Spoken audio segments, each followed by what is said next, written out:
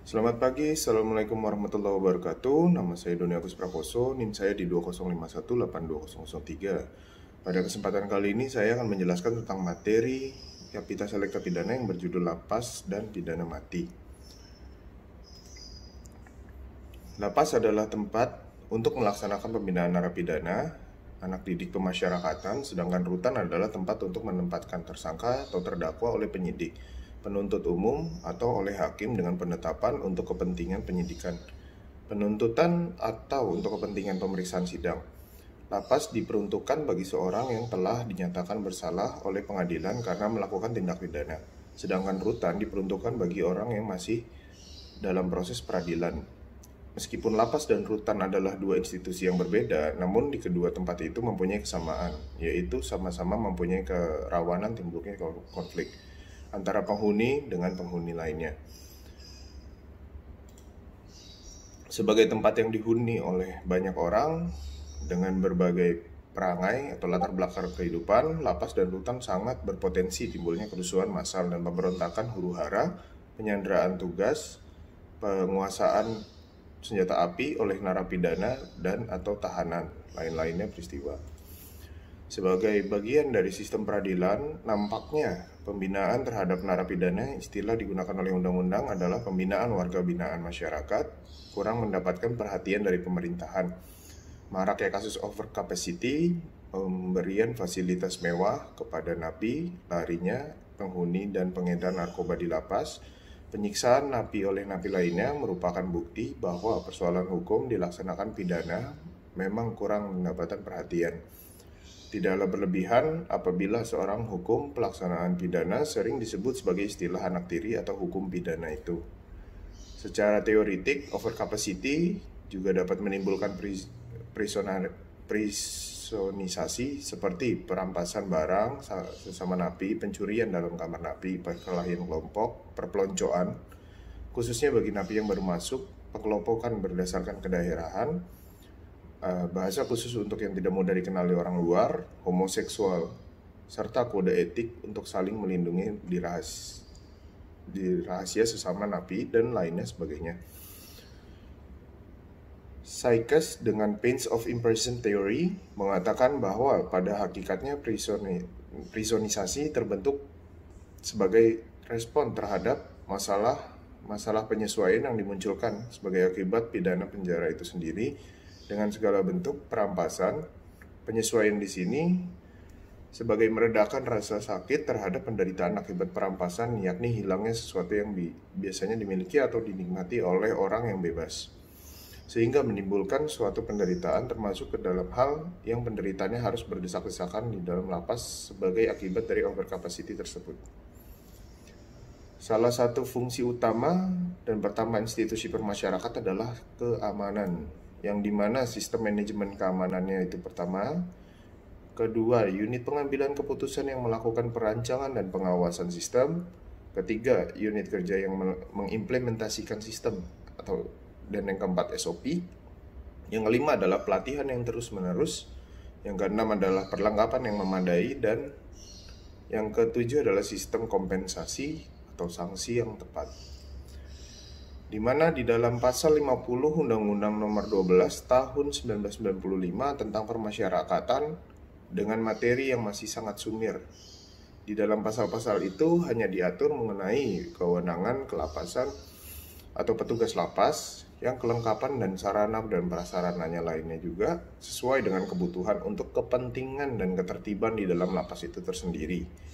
Demikian juga soal pengaturan keamanan dan ketertiban di dalam rutan, pasal 43 sampai dengan 47 Peraturan Pemerintahan Nomor 58 Tahun 99 tentang syarat-syarat dan tata cara pelaksanaan wewenang, tugas dan tanggung jawab perawatan tahanan nampaknya hanya copy paste saja dari pasal 46 sampai dengan 50 Undang-Undang Nomor 12 Tahun 1995 tentang Permasyarakatan. Gangguan kamtip. Dari gangguan kamtip ini ada beberapa poin yang memang bisa dijelaskan di dalamnya itu. Yang pertama adalah pencurian, pemerasan, dan pengancaman. Yang kedua, perkelahian antara narapidana, anak didik pemasyarakatan yang ada di dalam kamar ataupun di luar kamar. Yang ketiga, pemberontakan pertawanan terhadap petugas. Yang keempat adalah kebakaran. Yang kelima adalah unjuk rasa dan mogok magang. Yang keenam adalah pelarian, perorangan maupun massal. Yang ketujuh adalah bencana alam. Yang kedelapan adalah penyerangan dari luar lapas. Yang kesembilan adalah lain-lain gangguan keamanan dan ketertiban itu sendiri. Ancaman kerentetan tindakan yang terjadi di dalam suatu lapas, yaitu pertama adalah overpopulasi penghuni, yang dimana 150% SCR nasional, 400% banyak lapas di kelas 1, terbatas. Yang poin kedua adalah terbatasnya jumlah petugas jaga dibandingkan dengan warga binaan, 1:52 SCR nasional, 1:500 orang banyak ya di lapas. Di US 1:5. Poin ketiga adalah kualitas petugas yang tidak terlatih dalam menghadapi gangguan kamtib. Yang keempat adalah pemahaman akan SOP yang lemah. Yang kelima adalah tidak tersedianya unit intelijen di tingkat lapas dan rutan. Yang keenam adalah rasio tingkat risiko dan kesejahteraan petugas yang tidak sebanding. Yang ketujuh adalah daya pukul dan persenjataan yang terbatas. Dari poin-poin tersebut ada poin yang dimana kita bisa sebutkan, yaitu kualitas dan juga kuantitas sumber daya manusianya yang ada di dalam lapas tersebut. Yang pertama poinnya adalah jumlah petugas jaga sangat terbatas, 10.315 penghuni sampai dengan 100.506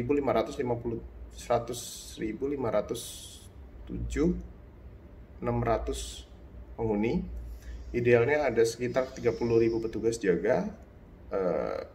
Yang ketiga poinnya adalah mahal, tapi memang pidana itu penjara tidak murah ya. Dan yang keempat, kualitas. Sebagian besar petugas jaga tidak mendapat pelatihan sehingga penerapan menjadi tidak konsisten di dalamnya. Di dalam suatu lapas itu memiliki suatu keterbatasan perlengkapan, di mana keterbatasan perlengkapan itu yang pertama poinnya itu di dalam moda komunikasinya.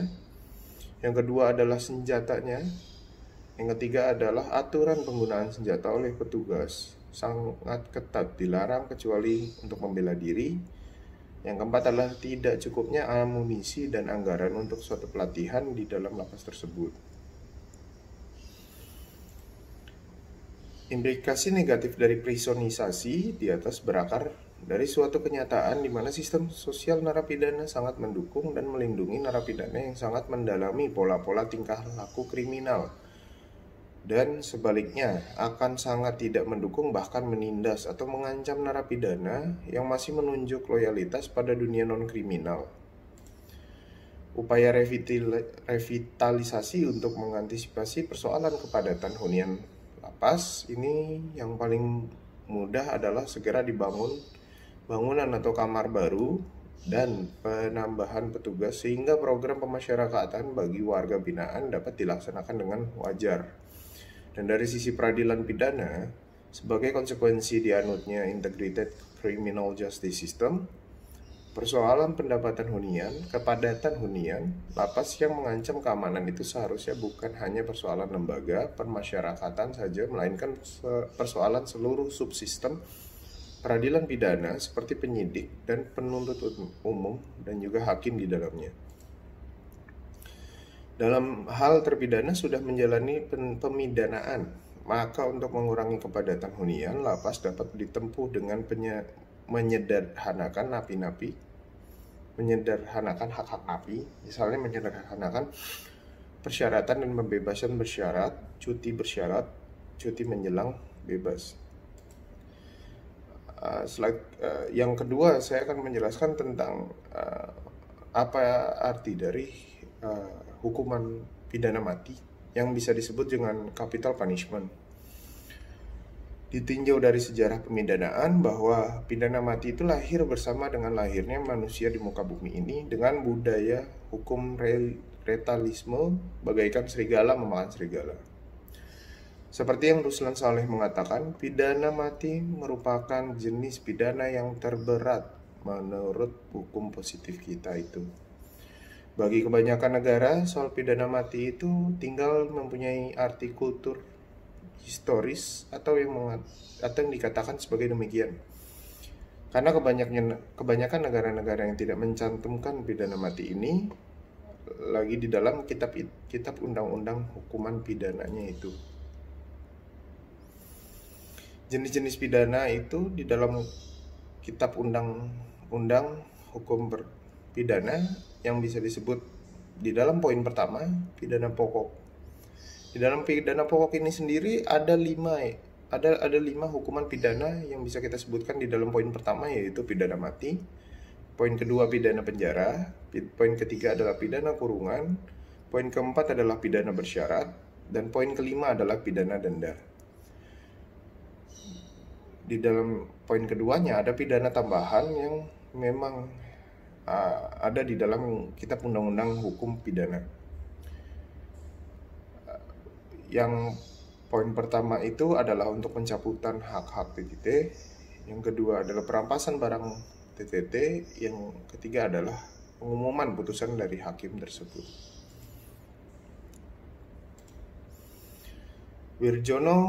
Menurut Wirjono Prodjokdikoro, di dalam bukunya atas asas-asas hukum pidana di Indonesia mengemukakan tujuan menjatuhkan dan menjalankan hukuman mati selalu diarahkan kepada berkhalayak ramai yang agar mereka dengan ancaman hukuman mati akan takut melakukan perbuatan-perbuatan kejam yang akan mengakibatkan mereka dihukum mati. Berhubung dengan inilah pada zaman dahulu hukuman mati dilaksanakan di muka umum. Karena tujuannya itu adalah untuk merealisasikan kepada masyarakat supaya masyarakat tersebut juga enggan untuk melakukan suatu perbuatan hukum yang berlebihan, karena memang pada pokoknya di dalam hukuman tersebut akan mengakibatkan hukuman yang memang berat dan juga setimpal di dalam hukuman mati. Dalam pandangan kelompok pro pidana mati, menurut Lomborso dan juga Garofalo membela hukuman mati. Hal ini dikarenakan ada pada masyarakat untuk melenyapkan individu yang tidak mungkin dapat diperbaiki lagi. Menurut H.G. Rambonet mengatakan bahwa adalah tugas pemerintah untuk mempertahankan ketertiban hukum, di mana mempertahankan ketertiban hukum itu sendiri dilakukan dengan pemidanaan, di mana apabila kejahatan yang dilakukan sudah sangat merugikan bagi kepentingan umum. Terdapat beberapa pandangan kelompok yang memang kontra terhadap pidana mati. Yang pertama poinnya adalah dari Beccaria yang menentang pidana mati karena pidana mati bertentangan dengan kontrak sosial, karena hidup tak dapat dihilangkan dengan sesuatu yang legal. Di dalam poin kedua, keberatan yang terang dirasakan oleh halayak umum terhadap pidana mati ialah dengan menjatuhkan pidana mati, maka tidak dapat diperbaiki lagi apabila kemudian terbukti bahwa keputusan hakim yang menjatuhkan pidana mati itu telah didasarkan atas kekeliruan atau keterang-terangan yang ternyata tidak benar atau terkelirunya di dalam sana. Di dalam pengaturan pidana mati tersendiri dalam undang-undang di luar KUHP, yang pertama poinnya adalah Undang-Undang Nomor 35 Tahun 2009 tentang tindak pidana narkotika. Yang kedua adalah Undang-Undang 31 Tahun 1999 Undang-Undang Nomor 20 Tahun 2001 tentang pemberantasan tindak pidana korupsi. Yang ketiga adalah Undang-Undang Nomor 26 Tahun 2000 tentang tindak pidana terhadap hak asasi manusia itu tersendiri.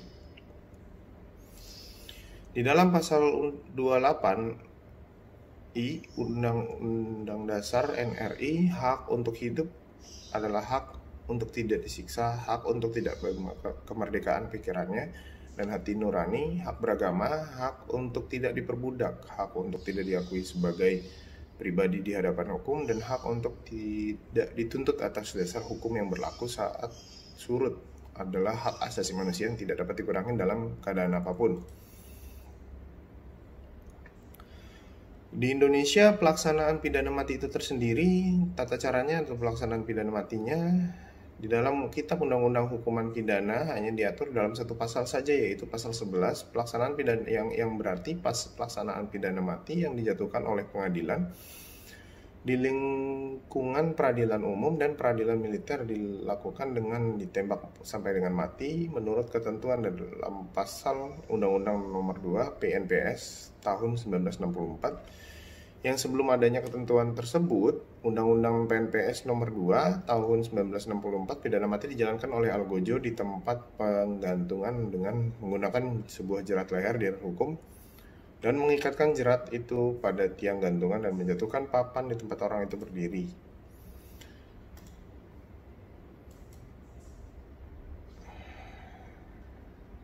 Sekian dan terima kasih untuk penjelasan tentang materi kapsel pidana ini yang saya sudah jelaskan, di mana yang pertama adalah poin-poin tentang lapas dan yang kedua adalah tentang hukuman mati yang ada di Indonesia. Sekian dan terima kasih. Wassalamualaikum warahmatullahi wabarakatuh.